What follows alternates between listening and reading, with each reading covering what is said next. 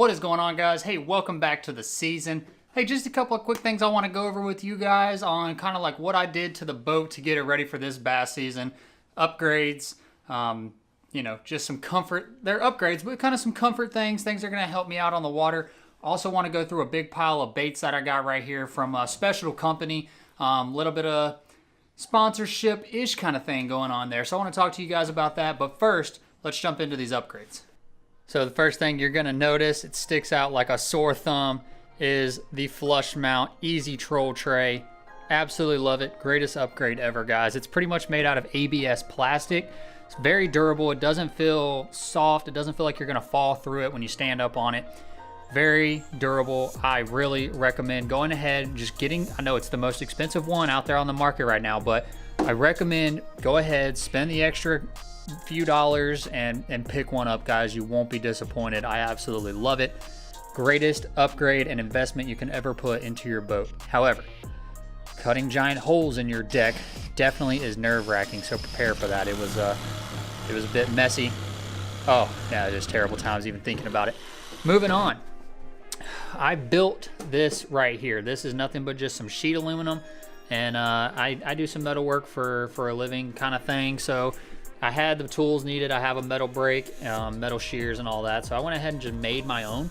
Now you can go over to Deckit, check out Deckit mounts.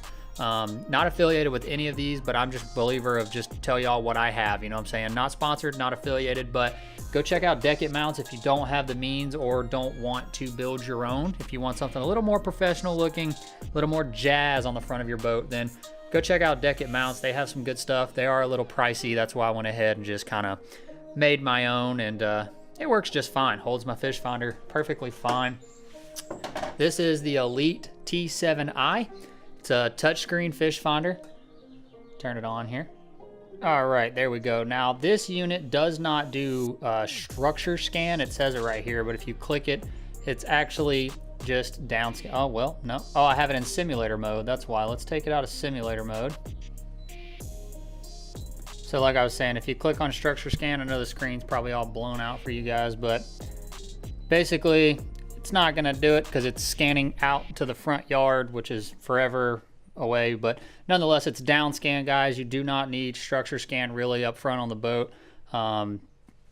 Your trolling motor is gonna be spinning in circles. I mean, I guess it'd be like 360. It'd be all crazy. It's doable, but you don't really need it for the consumer level. So just the Elite T7i on the front. Now this one does have charts, so I have all my lake maps and everything on here, so I can really pinpoint exactly where I'm at, all that good stuff. So I do recommend on the front having charts. Now on the back, we'll talk about that in a minute. At the dash, at the helm, I do have GPS only, but we will talk about that in a minute. So moving on from the unit itself, following the cables, which will lead us to the transducer. I want to talk about this, guys. When mounting your transducer, this is all electrical taped all the way down the shaft. I recommend, if you do use zip ties, which I did, but you can see how loose this is right here. It's just kind of holding that cable in place. I'm probably gonna cut that off. I have one on both ends. Now that it's electrical taped, I kind of just had it on there holding it in place so I could tape it. The tape keeps from pinching your cable, which can actually send interference to what you're seeing on your unit. So if you have zip ties running down the shaft of your trolling motor, I recommend pull them off, electrical tape. Now it did take me about a roll and a half to do this the correct way, so be prepared for that, but I promise you, you will have better, clear results on your fish finder. Another thing I want to talk about, if you already have one, I already had this unit. It was at the helm, and I moved it up here and upgraded back there. Well, it's not really an upgrade, but we'll talk about it. Don't go out and buy a bow mount kit, guys. Just bend your old transom mount into a half moon shape. It will fit on just fine. Get your own hose clamp. Make sure you align it with your keel on your trolling motor, and that tells you you're straight. It's that simple, guys. It is really that simple. So that is the back of the boat. Now let's talk about these seats. These seats right here, absolutely love them. Such an upgrade from the old original 1998 seats. Got them from bassboatseats.com, guys. Check them out. Lots of options on there. Super easy to install. Check them out. Must needed upgrade on older boats. Let's talk about this guy. This guy here is a Lowrance Hook 7. Okay, this is the Hook 2, so it is a little bit of the newer version. Go ahead and turn it on here. This Hook 2.7 is GPS only, like I was saying, up at the front of the boat, but it also does side scan. So I don't really find it necessary. If you want to save about $100, you don't need charts on here. Kind of ride around, find your waypoints, get up close to them, sitting back here on the big motor, and then you can just turn your down scan on up there, kind of find the structure you were on. It is a little bit of a hassle, but if you want to save about $100, GPS only, and then up at the front, go ahead and get your charts. Now, like I was saying, this one is a total structure scan. Oh, see, it's not touchscreen, not touchscreen. That's the only difference between the Hook and the Elite that I've found so far. But full structure, so I can see up to, I think 120. It's in simulator mode, so it doesn't go farther out, but up to 200 feet left and right of the boat. So that is going to definitely help finding brush piles during the summer when I'm trying to find deeper fish. Good upgrade, guys. Check them out. Lowrance, get you a nice setup like this, guys. This one's it's only running about $3.99. You can have down scan, 2D, and side scan. And then if you want to go ahead and get if you wanted to get the Hook 2 7-inch instead of the Elite, so you had not touchscreen up there either, without the structure scan, I think that's only running you about $2.99, guys. So check them out. Very affordable consumer level sonar units that you can get. Like I said, very affordable, guys. Check them out. All right, guys, so those are the upgrades that I did on the boat.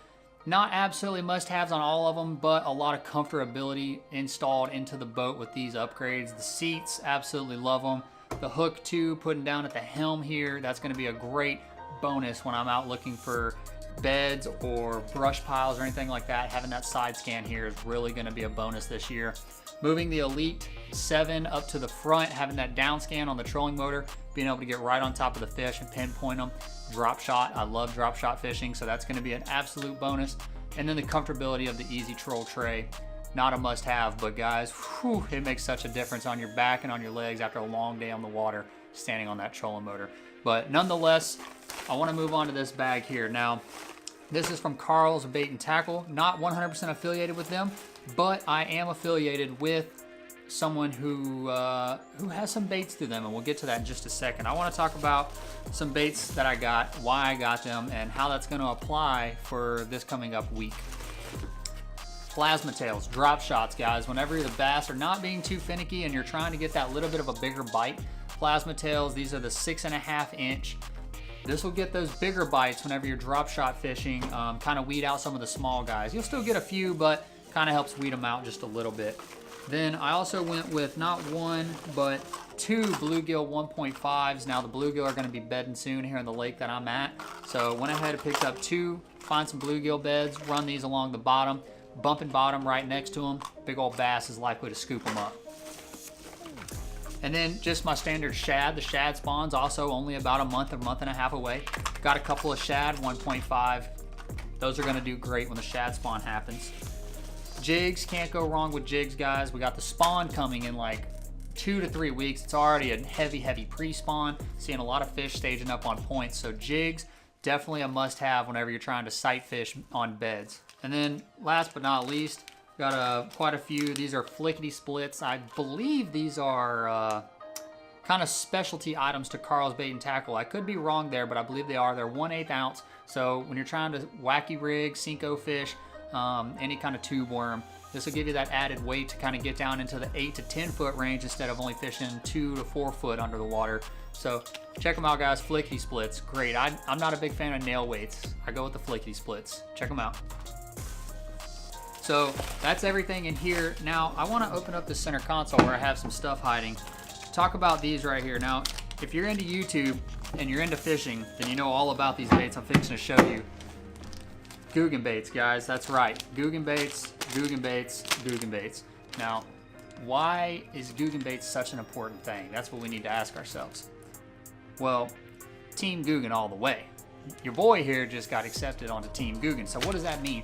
Well, unfortunately, not too much for you guys at the moment, but it means a lot for the channel itself. It's going to mean a good bit. So I just put a lot of money into all these upgrades, and with 50 subscribers on Facebook and 40 something on YouTube, we all know I'm not killing it in the money market right now on social media. So I'm kind of dropping in my own investments on all this stuff, hoping that something's going to come eventually. I know you guys are going to get out there, share these videos. We're going to make something of the season.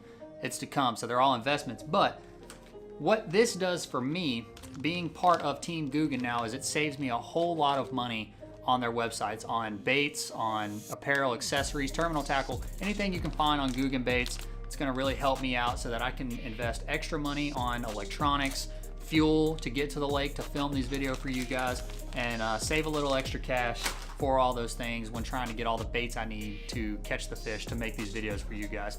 So that's where that comes into play. All right, guys, so that's pretty much it. Hey, Googan Baits, such a great product. Go check them out, guys. I'm going to leave a link in the description. Go check them out. They have everything you could imagine, the crack and crawl, the drag and drop, the Mondo worm, all kinds of stuff coming out. And then also for the 2019-2020 season, some great products coming out. So be sure to keep a lookout for those, guys. Nonetheless, hey, thanks for watching, guys. Thanks for subscribing. Thanks for hitting that like button. And how about a little share, guys? Share these videos, get them out there, let people know what we're doing here on the season. Fishing season's right around the corner. We're fixing to drop them hard and just rip some lips, boys. That's what I'm talking about. I'll catch you guys on the next one.